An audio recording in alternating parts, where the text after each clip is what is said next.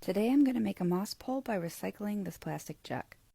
I first take a blade and cut out the parts that I want to use for my moss pole. I then take a drill and drill holes so I can attach the wire mesh.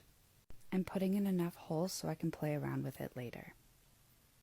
I then measure out how much mesh that I need and cut it off my roll. After that, I attach the mesh to the plastic backing using zip ties.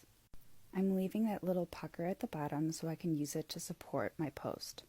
I repeat this process to extend the back. Once they are both connected to the mesh, I want to connect them to each other. I drilled 3 holes to connect the zip ties, inserting all 3 zip ties before closing or else it'll be harder to access, and then I tighten them together.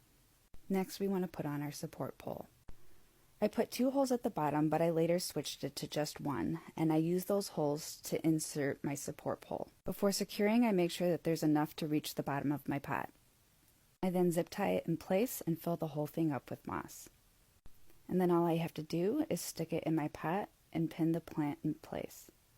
And here's the finished product.